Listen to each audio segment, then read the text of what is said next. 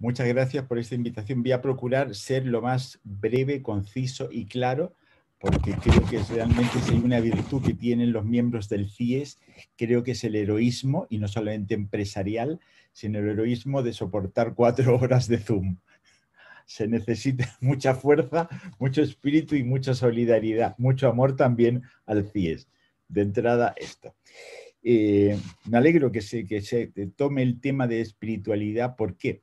Porque como varones que somos mayoritariamente, sobre todo como empresarios o ejecutivos, diríamos, seamos varones o mujeres, diríamos, estamos muy abocados al hacer, que es lo propio, diríamos, de nuestra naturaleza, de nuestro ser, digamos, como comunidad dentro del mundo de Schoenstatt, ¿no? Pero es fundamental que nuestro hacer tenga un espíritu. Por eso es que siempre importante es con qué espíritu estoy yo viviendo, trabajando, actuando, estando. ¿Cuál es el espíritu que domina en mí? Y para nosotros los cristianos, y los estatianos incluidos, el espíritu es el Espíritu Santo. Es el Espíritu de Dios que actúa en su creación, que actúa en sus hijos, que actúa en nosotros. Por eso es que si ese espíritu no está, actúa otros espíritus. San Ignacio siempre nos decía que en nuestra actuación, sea la que sea, en nuestras decisiones, previamente, y para eso tenemos esos momentos de oración a los que hacíamos alusión en el taller del trabajo, del santuario del trabajo, necesitamos hacer un discernimiento de espíritus, porque no siempre nuestro espíritu actúa, no siempre actuamos con el espíritu correcto. ¿Ya? Por eso es que la espiritualidad es siempre expresión del Espíritu Santo en nosotros. Y dentro de esta espiritualidad cristiana, que en el fondo, como les digo, es el Espíritu de Cristo en nosotros, que nos da identidad y que hace que nuestro trabajo sea colaborar con el plan de Dios a través de nuestra empresa para llevar la creación a su plenitud y colaborar con la redención, es decir, de traer la salvación al mundo, de luchar frente al pecado, frente a las estructuras de pecado, como se suele decir, digamos, es muy importante que hagamos interiormente un discernimiento. ¿Por qué? Porque como empresarios y ejecutivos tenemos un poder sobre el entorno que implica una responsabilidad con el mismo. Porque ese poder o actúa en nombre de Dios o actúa en la otra bandera, en la bandera del maligno. Y aquí el criterio determinante realmente, y no es porque estemos en el año de San José, sino porque es fundamental, es justamente el tema de la humildad. Cuando el maligno tienta a Adán y Eva, cuando el maligno atienta al Señor en el desierto, ¿con qué pecado le tienta? Con el pecado que es el que se suele dar cuando tú manejas poder, que es el de la soberbia, el del orgullo, el creerte Dios, creer que ese poder que tienes es tuyo, realmente, porque a veces decimos, no, no, sí, viene de Dios, pero efectivamente es mío. ¿Ya? Es decir, la soberbia es el gran pecado, es el pecado matriz, la masa madre para los que hacen pan, ¿ya? Sobre lo cual salen los otros pecados.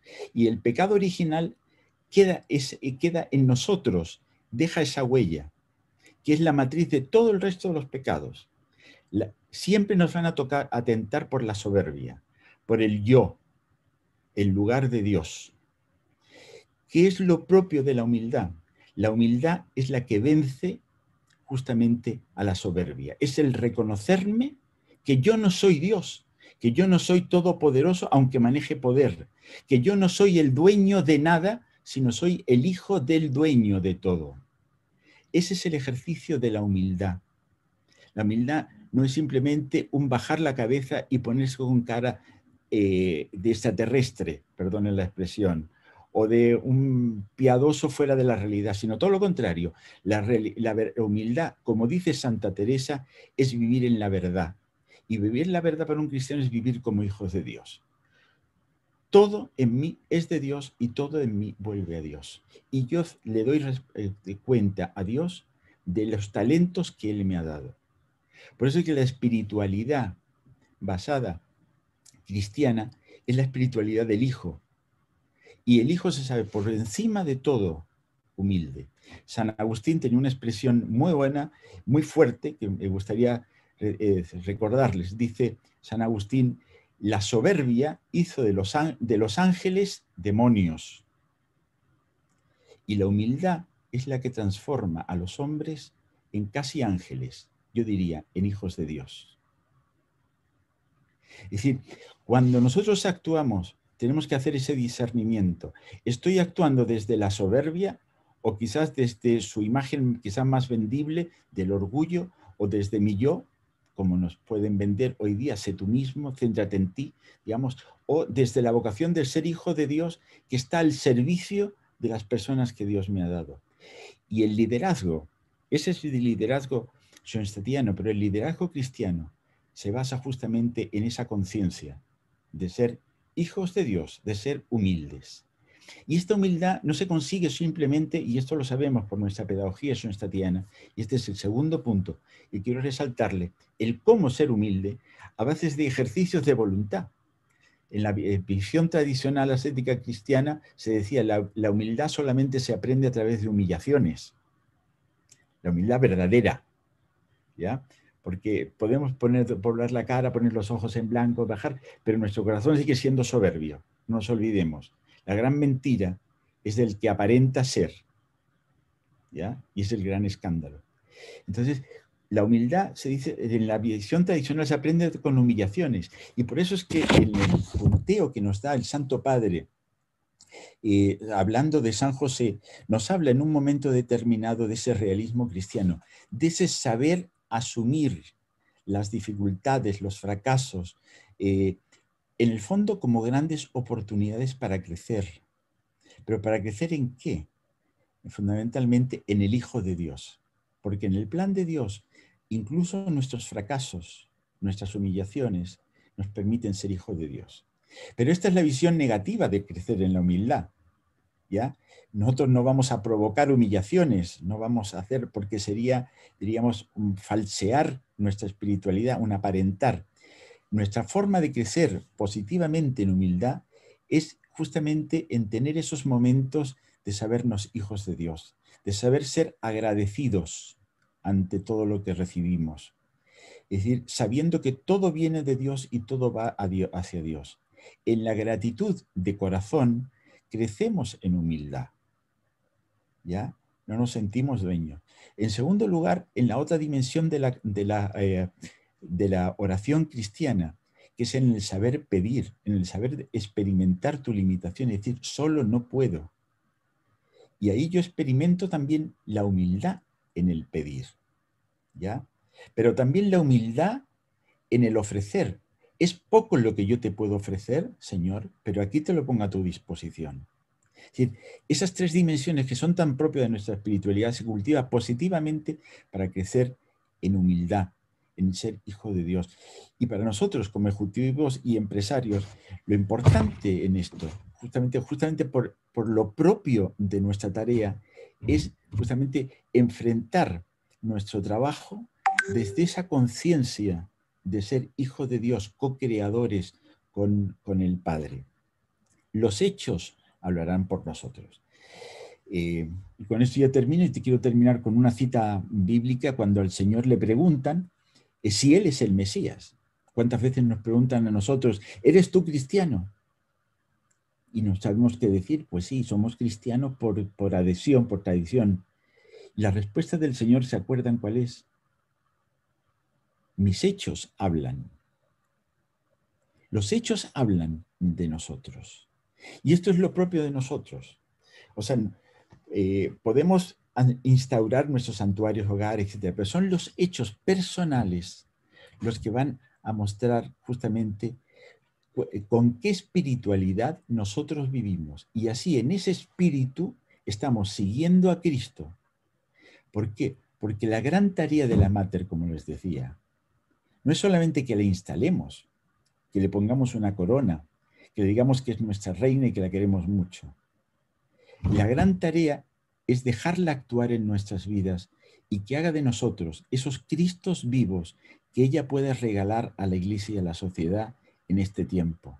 Y ese Cristo es el que sabe pedir al Padre y ofrecerse al Padre por nosotros. Y ese Cristo es el que nos regala su Espíritu Santo en Pentecostés, transformando una comunidad de hombres y mujeres cobardes, temerosos, sin dejar de serlos, ¿ya?, en apóstoles que transformaron y que construyeron la Iglesia. La espiritualidad del liderazgo es una espiritualidad que es humilde. Y ahora sí que termino. En el documento del Santo Padre sobre San José, en esos 7 puntos, hay un punto que pasamos muy rápidamente por encima y que es la clave para entender toda la carta. Dice el primer punto que San José era un hombre que se sabía amado. La humildad cristiana surge de la experiencia de saberse amado por Dios a través de su Iglesia. Quien no se siente esa experiencia del amor no va a entregar lo que no tiene. Por eso la condición, esos momentos de oración, esos momentos de los que nos hablan en los talleres, esos momentos son como la esencia de nuestro liderazgo, pero en la cual nosotros experimentemos el amor personal que Dios tiene en nosotros. Mi Padre confía en mí y yo puedo confiar en mi Padre. Eso se llama fe práctica en la divina providencia traducido en hechos. Por eso es que para entender todos los otros puntos, los 6 puntos restantes de la carta de San José, que yo diría que es como el Padre Nuestro, diríamos, especialmente de los varones y de todos aquellos que tienen una responsabilidad social con el poder, diríamos, se basan fundamentalmente, la condición es ese saberse amado por Dios.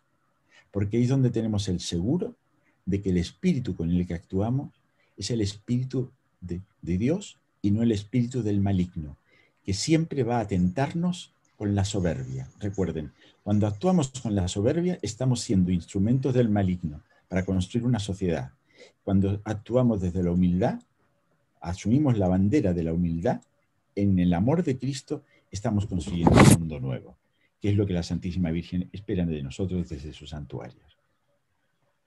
Padre, qué profundo, qué bonito. Padre, usted nos recuerda esa primera parte del Patris Corde, del que hablamos ya hoy hace varias horas, en la que San José se descubre amado, pero además se descubre amado también en los llamados a vivir pruebas específicas.